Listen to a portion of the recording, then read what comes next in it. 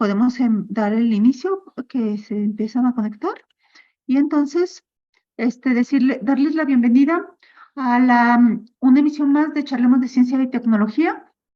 Charlemos de Ciencia y Tecnología es un proyecto colaborativo de divulgación de la ciencia que abre las puertas de este centro universitario que es CUSEI, para que especialistas de distintos temas tengan la posibilidad de compartir su conocimiento con la comunidad universitaria o con el público en general, porque este está abierto al público en general. En esta ocasión, tenemos el placer de tener la plática del doctor Carlos Manuel Hernández Mejía, quien nos habla de sistemas inteligentes en ingeniería. Él comenta que es ingeniero electrónico de formación y que ahora tenemos la ventaja de que lo tenemos aquí en corto, está viviendo en Zapopan y su sede está en Veracruz. Entonces aprovechemos este medio de comunicación y la cercanía para los que estamos en la red universitaria de la Universidad de Guadalajara, no solamente de CUSEI, porque tenemos también cerca a Tonalá, a Coballes también, que también tiene esas áreas, y que a lo mejor ciencias de la salud también le puede interesar. Pues bienvenido y te cedo la palabra. Ok, muchas gracias, Norma. Muchas gracias a la Universidad de Guadalajara por la invitación y también al CUSEI por la invitación y la apertura a poder compartir de manera pues breve y amplia a lo que me dedico sobre la línea de investigación la cual estoy desarrollando. La plática la he titulado Sistemas inteligentes en ingeniería. Soy el doctor Carlos Manuel Hernández Mejía. Soy profesor investigador, actualmente soy SNI nivel 1 y como mencionaba Norma, pues bueno, estoy de manera adscrita en Veracruz, en el Instituto Tecnológico Superior de Misantla, pero pues bueno, realizo varias contribuciones también de manera remota, con varias universidades también, y pues bueno, vamos a empezar.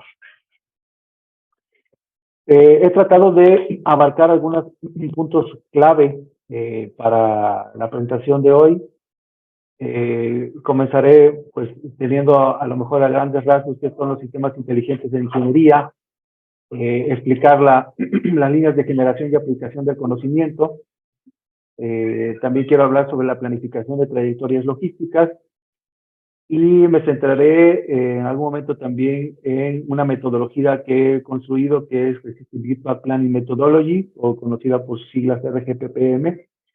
Y finalmente me centraré en uno de los artículos o de los más recientes artículos que hemos sometido y ya está publicado sobre una técnica logística, logística verde para la planificación de entrega de mercancías. Es un caso de estudio que es el labor. ¿Okay? Pues bueno, comenzamos con ¿a qué le podemos llamar sistemas inteligentes en ingeniería? Bueno, tengo aquí un texto que me dice, bueno, los sistemas inteligentes son sistemas tecnológicamente avanzados que perciben y responden al mundo que les rodea. Estos sistemas pueden tomar muchas formas, de sistemas robóticos como Atlas, un robot muy famoso de Boston Dynamics, hasta la optimización de modelos de lenguaje para el diálogo como el ChatGPT, ¿no? Proveniente del OpenAI. Entonces, es muy importante darnos cuenta del fin que pueden tener los sistemas inteligentes, porque pueden abarcar diferentes áreas y no solamente estar enfocados en lo que alguna vez pudimos entender como sistemas robóticos nada más, sino tenemos también la optimización de algoritmos, y estos algoritmos pueden estar involucrados en diferentes áreas, no solamente en el área de electrónica, también en el área mecánica, mecatrónica, utilizarlo también para algunos aspectos de medicina, de bio, inclusive en humanidades, en estos modelos de lenguaje también pueden ser llevados a cabo. Entonces, estamos hablando de un área multidisciplinaria que puede atender muchas problemáticas, pero que también debe de ser muy concreto sobre la problemática a atender, es decir, muy selecto sobre qué puede abarcar, o qué puede abonar, o qué puede solucionar de esta problemática y con qué perspectiva, alcances y límites, ¿no? Entonces, surgen siempre propuestas muy interesantes en estas áreas que tienen que ver con diferentes enfoques de pensamiento, y pues esto enriquece, obviamente, el hallazgo de alguna solución. ¿no?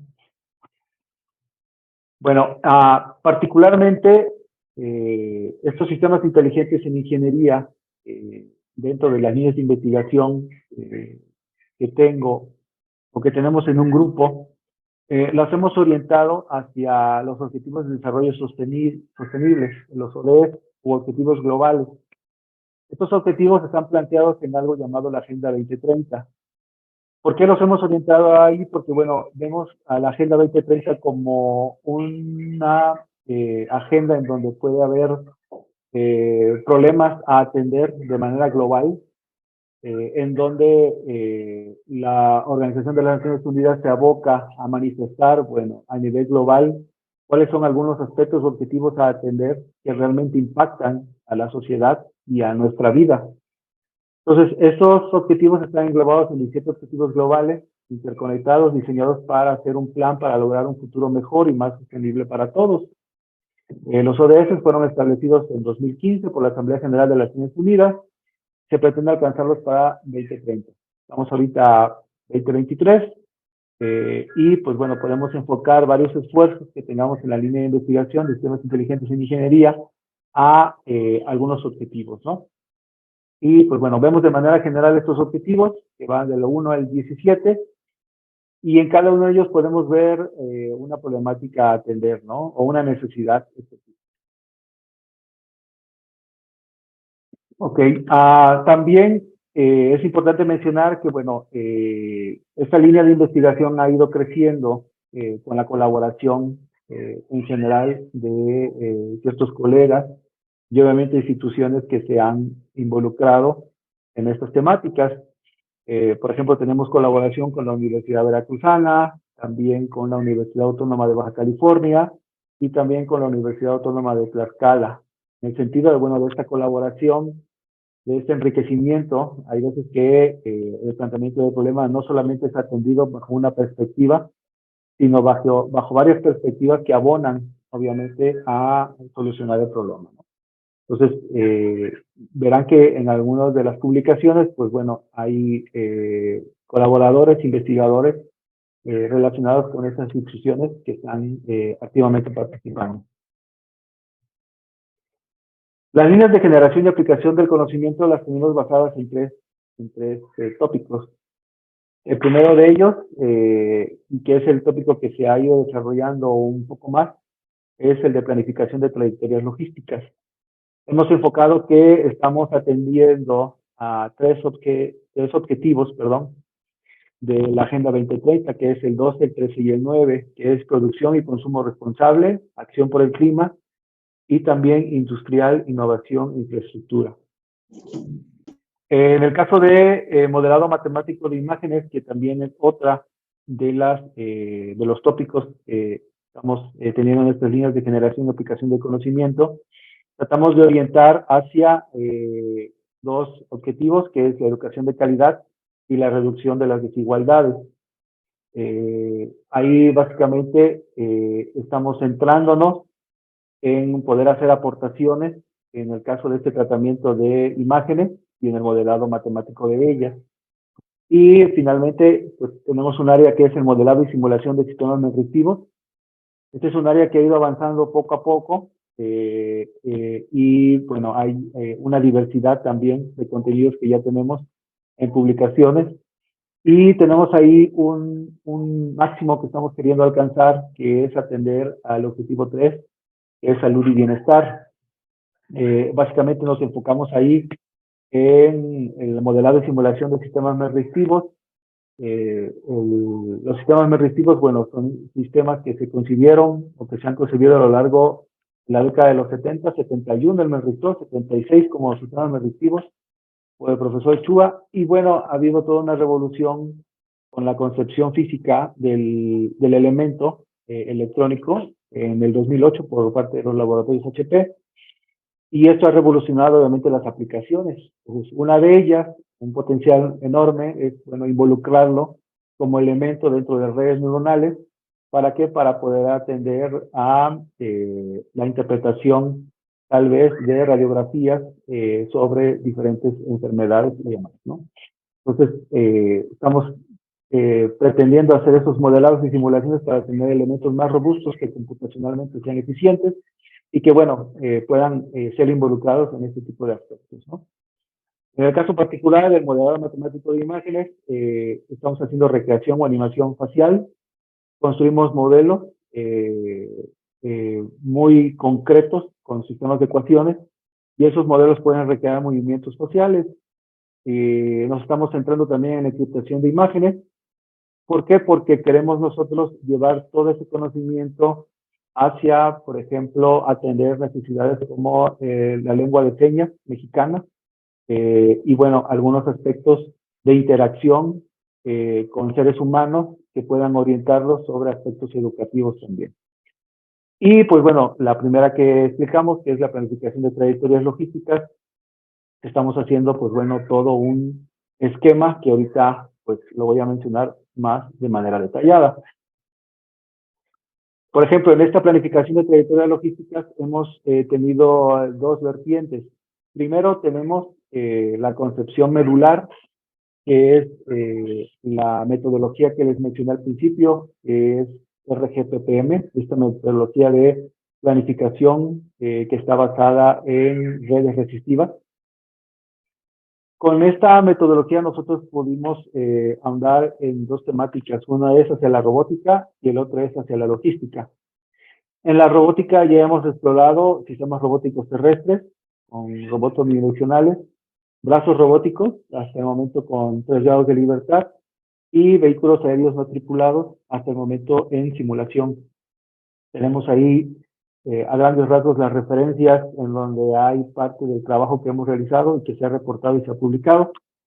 Y por la parte de logística, nos estamos enfocando a la entrega de mercancías en la última milla, ¿sí? Tenemos ahí también el trabajo que pretendo explicar más a mayor profundidad. Y en resumen, podemos nosotros decir que tenemos 5 artículos de revistas científicas JCR hasta el momento, 3 artículos de congreso y 5 tesis, entre las cuales son 3 de licenciatura, 2 de maestría y una tesis doctoral que está en progreso, que también está totalmente relacionado, en el caso de esta tesis doctoral, a aspectos de logística utilizando drones, ¿no? Bueno, eso es a grandes rasgos la parte de la planificación de trayectorias logísticas. Y también creo yo conveniente que poder comentar, bueno, de qué va esta metodología de RGPPM, para que ustedes puedan ver cómo nace esa metodología y, bueno, cómo da pauta a poder utilizarlo tanto en sistemas robóticos como en aspectos logísticos. Ok, la metodología consta de 3 etapas. Una etapa es modelado del ambiente, caracterización matemática y posteriormente la búsqueda de la trayectoria. Básicamente en el modelado del ambiente, inicialmente la metodología concibe diferentes redes topológicas de mallado. Por ejemplo, en la imagen podemos observar en la parte superior que existen 5 diferentes, A, B, C y D. En una es un mallado totalmente cuadrado, otro es cuadrado con diagonales, sabiendo, bueno, las conexiones que hay en diagonal hacia cada uno de las aristas que puede tener la figura geométrica. Tenemos otro que es con diagonal y con nodo en el centro, y otras formas diferentes que nosotros podemos tener de figuras geométricas, ¿no? Entonces, inicialmente así nace la metodología. Obviamente esto ha ido cambiando porque hay otro tipo de figuras que también nos pueden construir diferentes redes y que muchas veces no son solamente formas geométricas, sino formas irregulares, las cuales también pueden ser concebidas como redes topológicas. Después de tener sobre qué tipo de red voy a utilizar, que depende obviamente del ambiente que quiero yo modelar, yo incrusto en ese tipo de redes resistores, es decir, de este tipo de elementos, ¿no? Que sus valores van a depender con las longitudes que tengan esas formas geométricas. Entonces, a final de cuentas, estas redes se convierten en redes resistivas y los valores de los resistores dependen o están estrechamente relacionados con los valores de longitudes de acuerdo al ambiente que yo estoy queriendo modelar. Eso me da unas redes de estas formas, considerando que, bueno, es una red cuadrada. Y yo también puedo asumir que dentro de la red puede haber obstáculos. ¿Cómo asumir que hay obstáculos? Pues bueno, pueden ser de dos formas diferentes. Una de ellas es poniendo unos resistores con altos valores, unos valores desproporcionados a la red. O otra de las alternativas que ha funcionado bastante, pues es la eliminación de los nodos que conectan con esos obstáculos y por lo tanto de los resistores que están conectados a esos nodos, ¿no? Con lo cual, pues bueno, lo que pasa es que la red reconstruye en redes de este estilo, ¿no? En las cuales hay pedazos que no existen. ¿Por qué? Porque obviamente están totalmente enlazados con obstáculos. Y bueno, finalmente, la primera de las etapas o la cúspide de la primera de las etapas es tener ya la red construida con sus valores de resistores, su punto inicio y su punto final. En el caso de cómo fue concebido inicialmente, que era para una trayectoria de un punto a otro. Y esto se traduce en un netlist.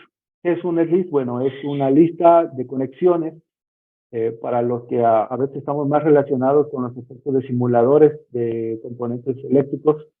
Pues bueno, sabemos que estas listas de conexiones pues, nos orientan a cuáles elementos están en la red, cómo están conectados, qué valores tienen y demás, y es un set de información que se utiliza para otros propósitos, ¿no? Entonces, al final de cuentas, esto lo traducimos a esa lista de componentes.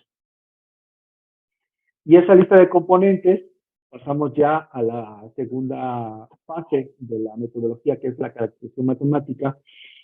Se utiliza lo que es MNA, que es el análisis nodal modificado, para poder construir mediante álgebra lineal toda la información concebida en la red.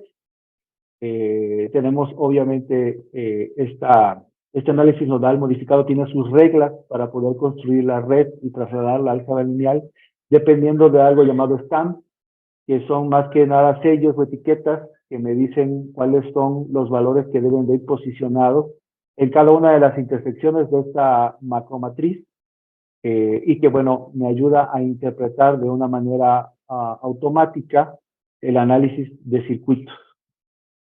Obviamente tengo mi matriz principal, mi matriz o mi vector de incógnitas y mi vector de estímulo, ¿no? Una vez que yo ya tengo toda esta información en la matriz, lo que debo de hacer es la solución de esa matriz o de ese sistema o de ese macrosistema. Entonces, aquí hay una vertiente muy importante que propone la metodología y que fue obviamente el cuello de botella que teníamos al inicio.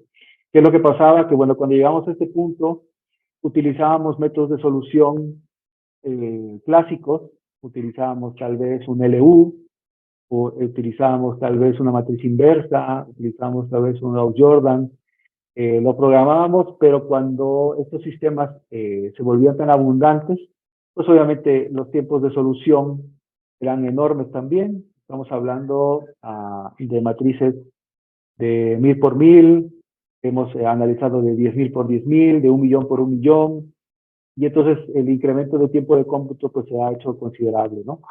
Entonces encontramos un método muy propio para matrices dispersas, que es la característica esencial de los elementos o de las redes eléctricas. Si se dan cuenta, pues la gran mayoría está plagada de ceros, entonces podemos considerar que es una matriz dispersa. Y hay un método llamado método multifrontal que está totalmente optimizado para este tipo de matrices y que utiliza obviamente algunos algoritmos de pivoteo muy eficientes para no tener que recorrer toda ella, toda la matriz. Entonces, esto disminuyó considerablemente los tiempos de cómputo. Estamos hablando de que en lugar de estar tardando alrededor de minutos, que será 30 minutos, 40 minutos, con matrices muy grandes para poder tener la primera solución del sistema de ecuaciones, pues estamos en un swing de que utilizando multifrontal estamos en milisegundos. Entonces, obviamente, es algo muy significativo, ¿no? Y entonces entendimos por qué en algunas propuestas de antecedentes de los años, tal vez de los años 70, habían quedado suspendidas porque, bueno, no había nacido o, bueno, no se habían estructurado este tipo de métodos de pivoteo y se habían, obviamente, utilizado como paqueterías para poder solucionar sistemas grandes, ¿no? De matrices dispersas. Entonces, bueno, ahí vemos que el tiempo avanza y eso es muy importante cuando queremos enfocar aspectos robóticos, porque si es una de las partes esenciales en la metodología el solucionar sistemas, pues obviamente no podemos esperar grandes tiempos si queremos someter una orden rápida, ¿no? Entonces, no podemos llamarnos media hora en poder vislumbrar una de las etapas para calcular la trayectoria, cuando pues el robot debe de hacerlo enfocado a lo más rápido, ¿no? La orden a atender, ¿no? Pues una vez con las soluciones, lo que utilizamos es un algoritmo que en algún momento alguien propuso, que es un algoritmo llamado LSC, que es una comparación de corriente local. ¿Qué es lo que hacemos? Que bueno, nos ubicamos en el nodo donde está queriendo partir el sistema robótico o el agente que se quiere mover y calculamos cuáles son las corrientes que hay en cada una de las ramas que están conectadas a ese nodo. Buscamos la corriente más grande de ellas y por ahí transitamos. ¿Por qué buscamos la corriente más grande? Porque sabemos que eléctricamente la corriente más grande está buscando a la Tierra y estratégicamente ponemos la Tierra en el punto final a la cual queremos llegar. Lo que estamos ocasionando es que eléctricamente las corrientes más grandes locales van a apuntar hacia ese punto, hacia el punto de la Tierra, y con ello nos va a permitir evaluar cómo es esa trayectoria a comparación de las trayectorias que puede haber en todo el sistema. Lo que pudimos encontrar mediante algunos procesos de evaluación de varios escenarios, que también están reportados en el nacimiento de la metodología originalmente, es que sí estamos encontrando la trayectoria más corta utilizando esta comparación de corriente local en esta red resistiva. Y pues bueno, una vez alcanzada esa metodología reportada, nos fuimos hacia la implementación. Construimos un sistema muy básico de sistema robótico unidireccional. Nos fuimos a un lugar amplio para poder evaluar una concepción virtual de red un poquito elaborada. ¿Para qué? Para que pudieran existir algunos obstáculos, poder probar esta concepción que teníamos de los obstáculos, de la eliminación de la red, poder probar todas las fases, la respuesta que hay en el tiempo de evaluación y de implementación y de reacción del sistema robótico. Y bueno, eso también lo tenemos reportado en alguna de las publicaciones. Aquí tenemos algunas imágenes, pero tengo aquí un video.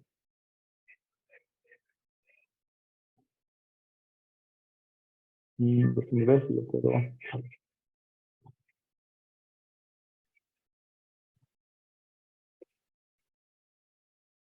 Si lo puedo reproducir. Aquí está. Bueno, este video está en una velocidad más rápida, ¿sí? Está en 8x. Y bueno, recrea obviamente el escenario que vemos en la parte de la izquierda, en donde están los puntos azules. Tenemos un punto A, va al punto B, regresa otra vez al punto A, y después manipulamos un punto C que estaba enfrente de un obstáculo en donde estaba yo sentado. Entonces, ahí llega otra vez el sistema robótico y ahí se queda. Una de las cosas que observamos, o que bueno ustedes observar, es que solamente es la evaluación de la metodología. El robot está ciego, es decir, solamente está recibiendo las órdenes. Obviamente hace falta incrustar, o en ese momento hace falta incrustar muchas cosas alrededor, es decir, sistemas de control para asegurar el ajuste y que realmente esté realizando la trayectoria de acuerdo al carril que debe de llevar, una monitorización del obstáculo desde otra perspectiva, no solamente desde la perspectiva de la planeación. Pero bueno, haciendo, y pensamos que haciendo eficiente el path planning inicial y lo más reducido en tiempo de cómputo, lo agregado que le podamos llevar a la implementación física, pues ya no tenemos que estarnos preocupando por la anterior etapa y lo eficiente que puede ser, sino preocuparnos por lo eficiente de la siguiente etapa, ¿no? Entonces, eso es lo que queremos evaluar en este momento, ¿no? Ok, continúo entonces. Ahora, la parte de brazos robóticos, también hemos ya hecho simulación, hemos utilizado Coppelia Sim y también hemos utilizado en la implementación Robotics Dynamic Cell. Se ha construido un brazo de 3 grados de libertad, se ha hecho el renderizado con SolidWorks. Eso fue parte de una tesis de licenciatura en donde, bueno, se utilizó la metodología y bueno, se relacionó con un sistema físico y se elaboró la carcasa y todo el sistema del brazo y se probaron diferentes trayectorias, ¿no? De este brazo. Lo mismo se hizo mediante simulación. También se ha probado la metodología, utilizando obviamente lo que acabo de mencionar, que es el Coppelia Sim. Y pues bueno, otro de los aspectos que también hemos explorado es utilizar drones. Se ha utilizado ROS, el sistema operativo de sistemas robóticos, y particularmente también hemos utilizado Gazebo y se han realizado algunos tópicos básicos para poder, de algo que ya estaba totalmente modelado, como es el caso de este dron, y de un escenario también ya modelado previamente, simplemente darnos cuenta si se podría expandir obviamente hacia drones, relacionar la metodología. Ahí tuvimos que hacer un cambio pues un poco significativo, pero que también nos abrió otros escenarios porque si se dieron cuenta aquí en las redes que presenté al principio, pues son redes bidimensionales. Entonces para los drones tuvimos que hacer mínimo una red tridimensional, entonces tuvimos que hacer una reinterpretación ahí en el algoritmo, con el otro eje obviamente y hacer unas consideraciones especiales. Pero eso nos abrió la posibilidad de estar contemplando si es posible hacer redes multidimensionales, que a lo mejor no las podemos visualizar, pero sí podemos saber cuáles son las combinaciones posicionales que nos dan esas redes de n dimensiones, ¿no? Esto, ¿por qué las n dimensiones? Porque también nos abre a vertiente a relacionar las dimensiones con los grados de libertad de los brazos robóticos. Entonces, aquí, por ejemplo, en este brazo robótico de 3 grados, pues relacionamos cada dimensión, como hicimos una red tridimensional, pues cada dimensión era un grado de libertad. Pero cuando queremos atender, por ejemplo, 7 o 6 grados de libertad, pues tendríamos que irnos a n dimensiones de la red, ¿no? Entonces, también nos abre ese escenario o esa alternativa dentro de la metodología. Y bueno, eso es el caso de los dos que acabo de mencionar. Y por último, me quiero centrar en una de las publicaciones, en la última publicación, que atiende obviamente a la parte de la logística. Y aquí concibimos una estrategia de logística verde para la planificación de entrega de mercancías. ¿Qué es lo que hicimos? Por ejemplo, la imagen que tenemos aquí del lado izquierdo es la zona conurbada de la Cruz Boca del Río. Le pedimos a una empresa que se dedica a proveer de mercancía de productos lácteos que nos diera, por ejemplo, un día de pedidos, ¿no? En esa zona conurbada.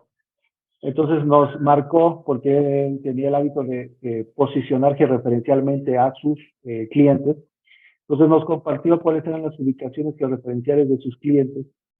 Y con esas ubicaciones referenciales nosotros los sometimos a una red. Obviamente esa red ya no es una red geométrica regular, sino es totalmente irregular, como lo observan ustedes en la imagen del medio. Y con esa imagen irregular hicimos una aproximación de distancia y con esa aproximación de distancia construimos la red, llenamos de resistores, sometimos a la evaluación y marcamos obviamente cuál era el punto inicio y hicimos algunas modificaciones con el punto final porque el punto final no lo dejamos obviamente con un punto al cual queremos nosotros llegar, sino lo dejamos abierto. Lo dejamos abierto, ¿por qué? Porque lo que queremos de esa red es el camino de las trayectorias más cortas, ¿sí? Queremos saber que esa trayectoria para atender a todos los puntos de consumo es en general la trayectoria más corta que puede tener toda la red. Entonces hicimos una evaluación y obtuvimos como este tipo de alternativas. Esas alternativas se las brindamos a la empresa y ellas las tomaron en cuenta, obviamente, para poder hacer sus pedidos, para poder entregar sus pedidos. Y tenemos como este tipo de análisis, por ejemplo, nos preguntamos, bueno, ¿cuál sería el nodo mejor para iniciar la entrega de todas las mercancías? Entonces hicimos gráficas de comparación entre la ubicación de inicio y la distancia total de la trayectoria. ¿Para qué? Para darnos cuenta, por ejemplo, de estas gráficas en las cuales vemos que tenemos, por ejemplo, el nodo 11, dentro de toda esta gama de nodos, estamos hablando de alrededor de 63 pedidos que atender, 64, 65. De todas estas ubicaciones, por ejemplo, el nodo 11, si se dan cuenta, da la menor distancia de trayectoria. Pero también, por ejemplo, está muy cercana alrededor del nodo 28, el nodo 32, 33, el nodo muy cercano al 40. Pero tenemos nodos de inicio que nos darían los caminos más largos, que sería, por ejemplo, el nodo 61 tal vez, y de ahí el nodo 50, el nodo 40 tal vez. ¿Y esto a qué nos abre la posibilidad? Pues nos lleva a otro escenario. Por ejemplo, ahora, sabiendo que hay nodos que pueden compartir aproximaciones que posteriormente nos van a dar trayectorias cortas u otras trayectorias largas, pues, ¿cómo poder saber en una ciudad en dónde poner un centro de distribución de mercancías? Esto es interesante porque le podríamos dar a las empresas cuál sería la mejor ubicación dentro de toda una zona y esa ubicación será una ubicación estratégica para que la entrega hacia todos los lugares pues sea la más corta, ¿no? Dependiendo obviamente de una cantidad de clientes que tienen el área, ¿no? ¿Y por qué es importante las trayectorias más cortas? Porque lo estamos relacionando con que va a haber agentes que van a entregar esas mercancías que son vehículos, a lo mejor a gasolina, y que menor trayectoria de recorrido de vehículos de gasolina, pues bueno, menor consumo de combustible, menor emisión de contaminantes, y bueno, esa era la perspectiva que tuvimos en este artículo, ¿no? También, ya un poco fuera del artículo, pero con obviamente el mismo principio de la metodología y la relación que tenemos con la temática, empezamos a darnos cuenta que la metodología también era capaz de atender un problema que computacionalmente algunas veces hemos leído que es un problema difícil, que es el camino más largo. Dentro de una red, a lo mejor es más demandante encontrar el camino más largo que encontrar el camino más corto. Pues nos dimos cuenta que con LSC, haciendo una modificación a LSC de la comparación de la corriente local, podemos encontrar tanto el camino más corto como el camino más largo. Entonces, poder tener dimensionado cuál es el swing, cuál es el peor caso y cuál es el mejor caso, para poder relacionarlo con algunas métricas cuantitativas y poder saber cuánto estamos llevando a lo mejor de optimización o de eficiencia en comparación de porcentaje de kilómetros recorridos, de gasolina gastada y de emisión de contaminantes. Y esto también tiene relación con una demanda que algunas compañías nos han externado, que necesitan la huella de carbono, ¿no? Es decir, cómo poder medir esa huella de carbono también de sus efectos logísticos. Entonces, también para allá nos queremos ir, ¿no? Sobre esa área de cómo hacer esa medición de huella de carbono. Y algo que también estamos explorando es la parte de los multiagentes. Ahorita vimos pues solamente un agente que se mueve sobre todos los puntos de consumo. Ahora nos dimos cuenta que también haciendo una pequeña modificación en la metodología, está conservando las mismas etapas, pero solamente unas modificaciones, podemos nosotros incrustar a multiagentes.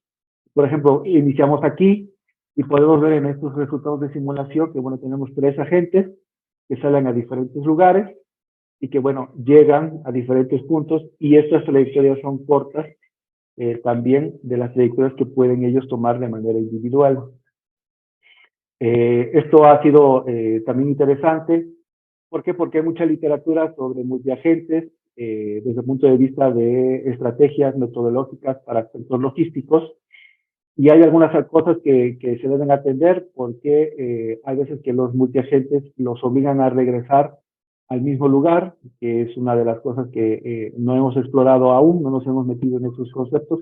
Simplemente es a qué capacidad de multiagentes podemos tener, y pues hemos probado 3, 5, 6, dependiendo obviamente de las dimensiones de la red también, ¿no? Y de la dimensión de la demanda. Y esto es interesante porque la demanda también trata de relacionar qué tantos agentes puedes involucrar de esta demanda que estás teniendo en este evento temporal, ¿no? Y eso pues también es interesante. Estos resultados los llevamos al cuarto Congreso de Energía en Veracruz, que se realizó del 7 al 9 de septiembre del año pasado, en el World Trade Center de Boca del Río, a un punto particular que era dentro del Congreso, el Maratón por la Energía, en donde se manifestaban propuestas que podían existir sobre cómo hacer el uso eficiente de energéticos. Entonces, participamos en el modo póster como sistema inteligente para la planificación de rutas logísticas durante la entrega de mercancías. Y pues bueno, tuvimos bastante aceptación sobre esta propuesta de sistema inteligente. Obtuvimos gratificantemente un segundo lugar dentro del concurso de todos los pósters. Y también lo más interesante es que tuvimos acercamientos por parte de PEPEGAS, que es el Comercio Exterior de Petróleo, Energía y Gas. También se acercó con NUE, que es la Comisión Nacional para el Uso Eficiente de la Energía, y CENACE, que es el Centro Nacional de Control de Energía, ¿no? Y nos hicieron una externa felicitación, pues bueno, por la propuesta, que obviamente hay muchas cosas que poderle agregar que ellos tienen como necesidades, pero el núcleo de ellas le hace interesante en la medición, ¿no?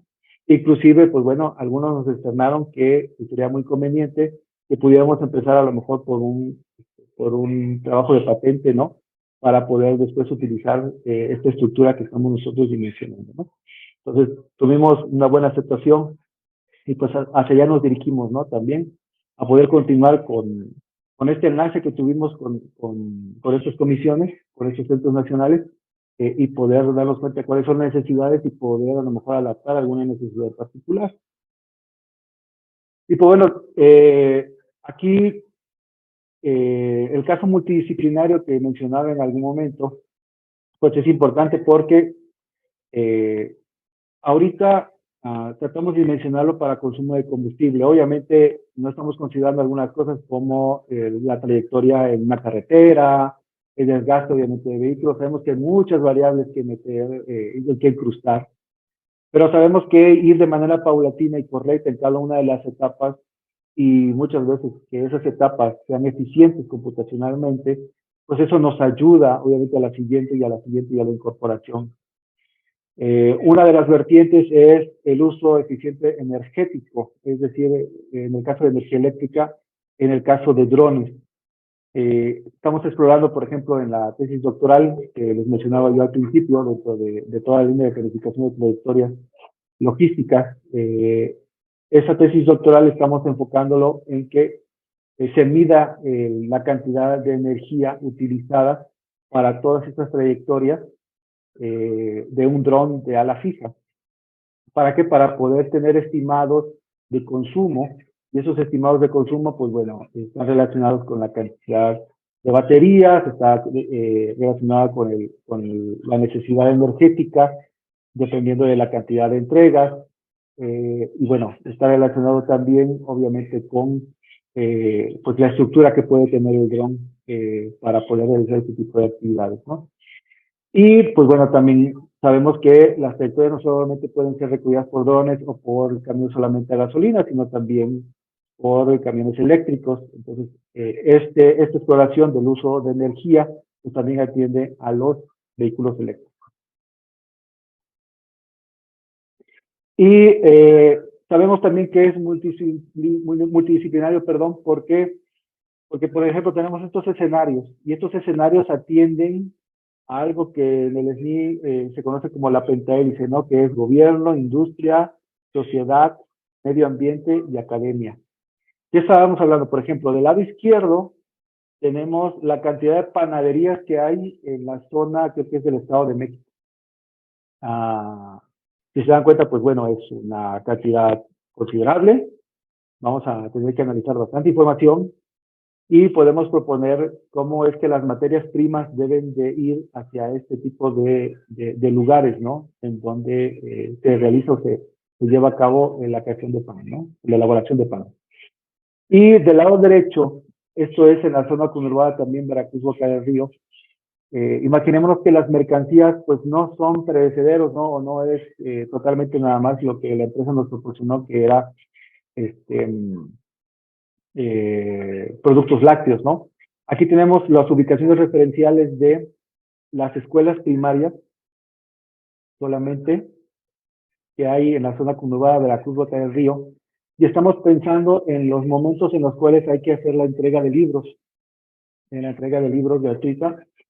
Hemos pedido, por ejemplo, información y están por regresárnoslas en el tiempo estimado, información en los portales de transparencia de cómo es el proceso logístico para poder hacer la entrega de estos libros de texto. ¿Por qué? Porque necesitamos saber si realmente hay medición de la aportación o del consumo de combustible, si realmente hay una planificación en la entrega, y si no la hay, pues proponerla. Y al proponerla, pues normalmente aseguramos tiempos, aseguramos el consumo de combustible mínimo a poder gastar y obviamente la cantidad de personal a necesitar para poder atender a todos estos puntos de manera estratégica, ¿no? Y así conseguimos que hay muchos escenarios en diferentes áreas, ¿no? Que pueden ser atendidas por una planificación de trayectorias, ¿no? Y pues bueno, eso es de manera general que quería yo compartir el día de hoy. Repito, pues mi nombre es Carlos Manuel Hernández Mejía. Este es mi correo personal, kmahernandez@gmail.com. Y pues lo invito también a pues atender a las redes. Hay bastante información en ResearchGate y en LinkedIn sobre publicaciones y demás que hemos realizado en la línea de investigación. Y hay una página también que es Mexónica, en donde también vamos subiendo algunas cosas relacionadas, obviamente, a estas áreas de conocimiento.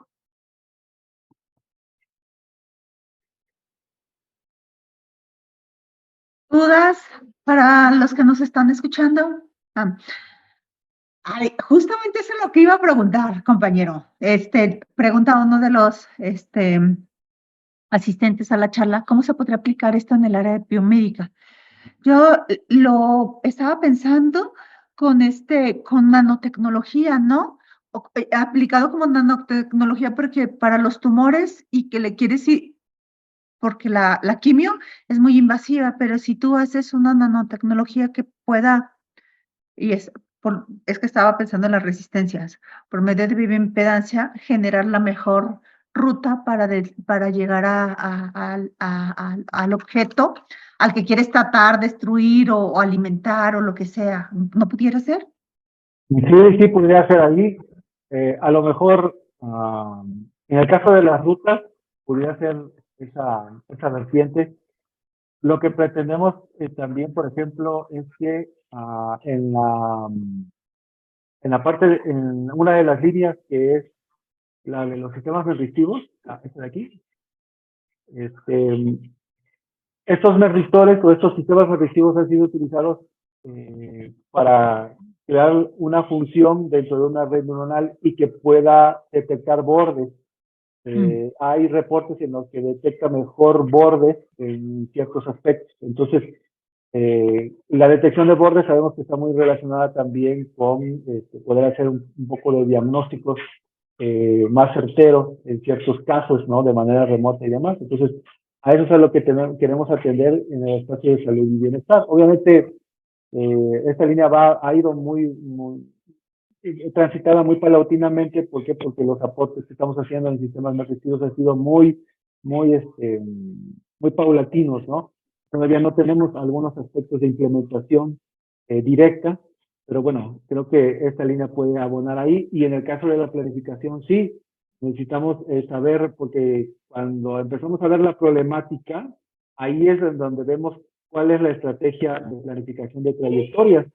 Y entonces ahí es donde hacemos a lo mejor el ataque a la necesidad específica, ¿no? Sí, porque suena que tiene mucho potencial, ¿no? Sí, sí, sí, la verdad sí. Hay bastantes, por ejemplo, métodos de planificación desde el punto de vista eh, azaroso, probabilístico. Hay bastante. Pero desde el punto de vista determinístico, en algún momento lo abandonaron. ¿Por qué? Por ese tipo de problemas que mencionaba yo al principio. Pero, por ejemplo, ahorita, ¿cuánta necesidad no hay desde el punto de vista determinístico? Porque tenemos lugares establecidos en donde mecanismos deben de moverse de un lado a otro. Hay a lo mejor ya puntos fijos. Sacamos a lo mejor a los seres humanos de estar haciendo aspectos repetitivos y los cuales obviamente pueden ser involucrados sistemas mecánicos o robóticos en ello, ¿no?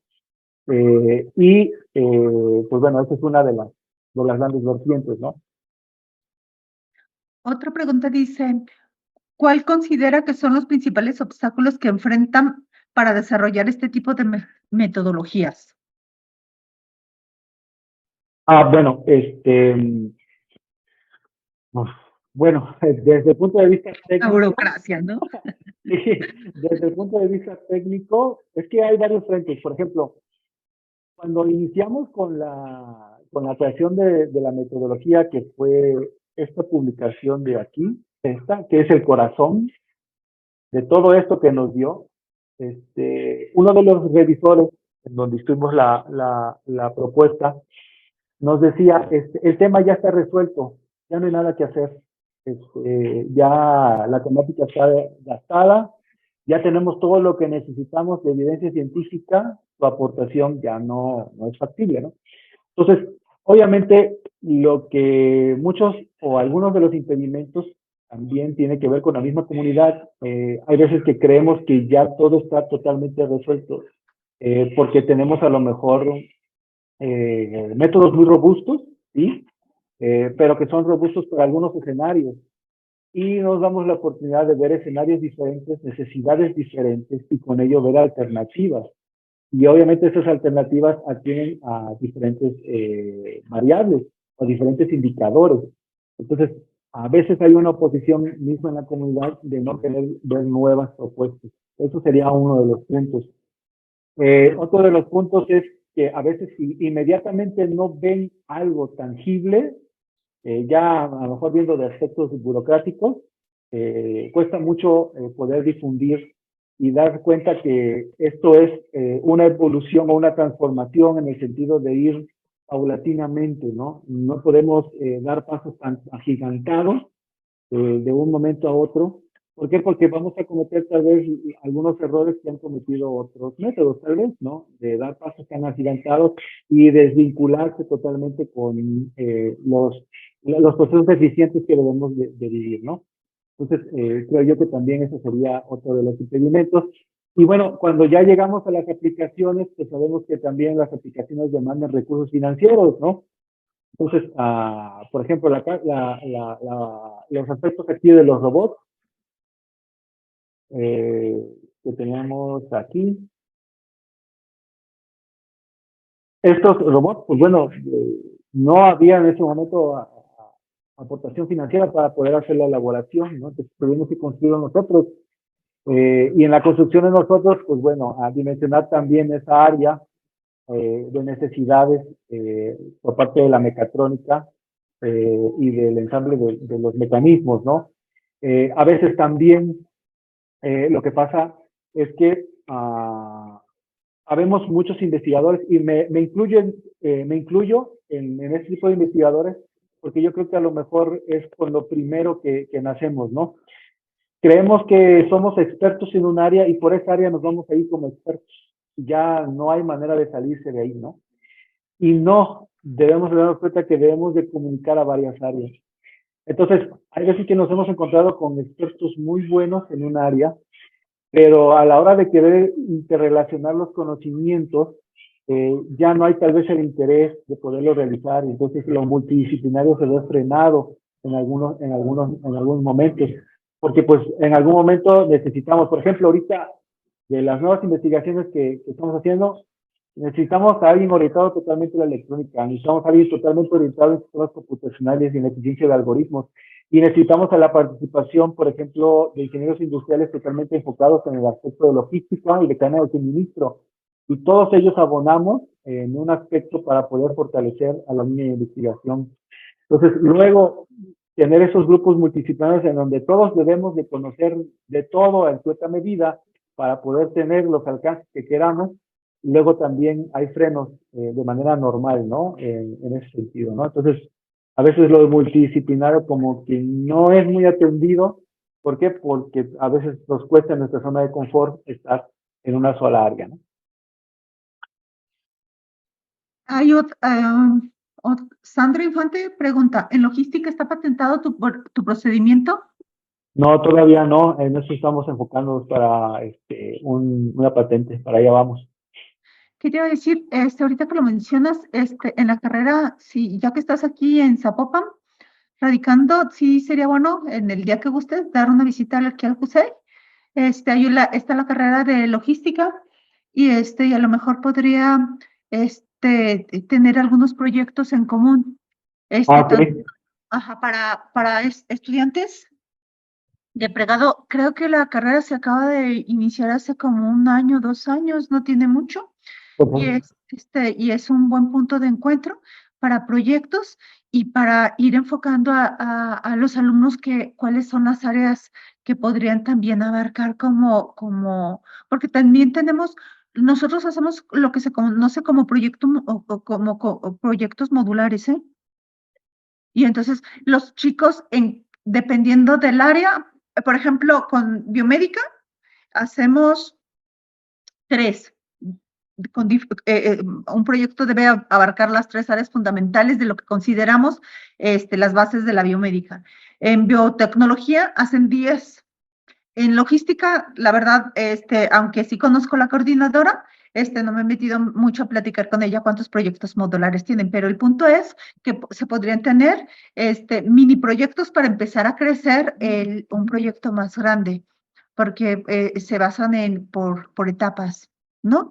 Y mira, si hay interés de que vengas y nos des una visita, para que te des cuenta, ¿no? Que pudiera ser que dentro de ya que mencionas a logística, porque logística, de hecho, es eso, justamente es la planeación de metodologías, al igual que industrial, pero creo que está más enfocada a lo que es logística. Y en cuestión de multidisciplinar, yo creo que tu temática aplica a muchas áreas así. Sí, sí, inclusive, por ejemplo, no sé, he visto noticias, por ejemplo, de Amazon que ha como abandonado el mercado latinoamericano por enfocarse en el mercado solamente de su país, en el aspecto de la entrega de mercancías, ¿no? Por estos drones. Entonces, bueno, yo creo que ese es un atractivo para ir planificando, porque yo tengo dos cosas muy importantes en la mente. Uno, cuando yo tenía alrededor de 20, 18 años, yo vi una estadística que me impactó mucho. Me impactó mucho porque estaba en referente a mi generación y me decía que cuando yo tuviera la edad de 60, 65 años, iba a ser la población en México más grande de adultos mayores que ha habido. Sí. Entonces, eso me abre otro interrogante, o sea, tantos adultos mayores, tanta necesidad de comercio electrónico, tanta entrega de mercancías, tantas cosas que van a crecer en estos momentos, que bueno, va a haber una demanda, si ya la percibimos en estos aspectos de pandemia, imagínate de manera generacional con tal cantidad de seres humanos, en diferentes proporciones y medidas de su capacidad de movimiento, pero en su demanda de recursos de una manera exponencial. Entonces, pues bueno, sabiendo de que no se atienden esos mercados, que esos mercados vienen en crecimiento, pues bueno, creo que podemos hacer mucho al respecto, tanto de investigación como de patente, como de creación de estructuras, ¿no? Sí, no, la verdad es que sí hay mucho campo de acción y sí es un tema de adultos mayores y que involucra muchas otras áreas, económica, de salud pública, y eso creo que ya se está dando en Europa porque hay una cuestión de implosión demográfica, aunque habemos más gente con ellos, porque ellos por generaciones tienen más hijos que los latinos. Digo, tienen menos hijos que los latinos, entonces hay una inversión de lo que es las edades. Y eso también es preocupante, pues es preocupante porque no lo hemos atacado como debería de ser, ¿no? O sea, por medio, no de tener más hijitos, sino de ver cuáles son las áreas de oportunidad que pudiéramos explotar para una mejor calidad de vida, porque lo que todo el mundo buscamos al final de cuentas es una mejora de calidad de vida. Sí, sí. Y pues, si hay, por ejemplo, aquí estudiantes escuchando la plática, o bueno, en algún momento escuchan esta parte de la plática, yo sí recomiendo mucho, dependiendo de la formación que tengamos, darnos cuenta, por ejemplo, de estas agendas y de estas necesidades que tenemos de manera global como seres humanos, y darnos cuenta cómo podemos aportar y cómo podemos relacionar lo que nos apasiona con alguna de estas necesidades. Se me hace que es un ejercicio muy interesante porque realmente vamos a poder sacarle más provecho y vamos a poder atender a algo medular. Los problemas de agua, los problemas de contaminación, estos problemas que agudizan y que obviamente repercuten, como tú decías, en la calidad de vida, pues bueno, hay la necesidad de poder orientar nuestros esfuerzos hacia ello, ¿no? ¿Qué te iba a decir? Ay, se me fue. Se me fue. No, pero sí. Sí, pon tu primer diapositiva para que tengan el contacto.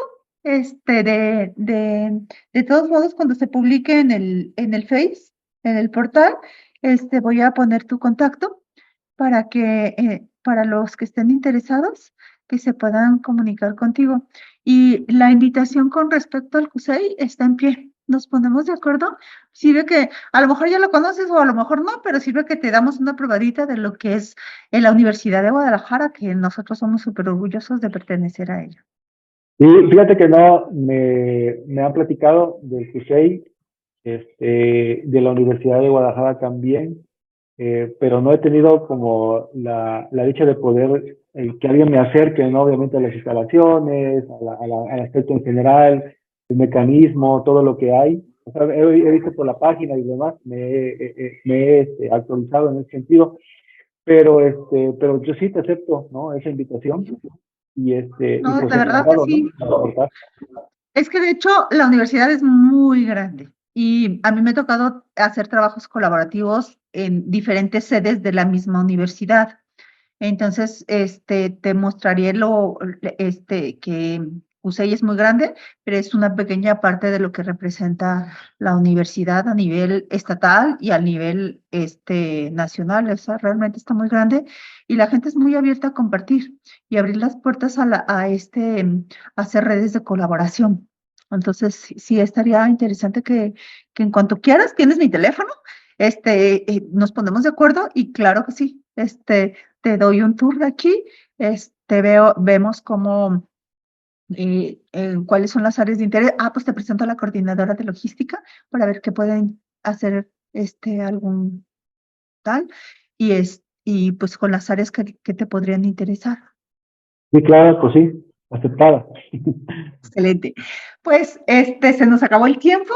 Agradecemos al doctor Carlos Hernández el compartir su tiempo con nosotros, muy interesante y de verdad muchas aplicaciones. Como estoy enfocada a biomédica, veo potencial ahí como para biomédica para atacar tumorcillos o tal, ¿no? Entonces, ya lo estaremos checando. Agradecemos a todos los que nos siguieron. Gracias y pues hasta luego. Hasta luego, muchas gracias. Gracias. Gracias a todos.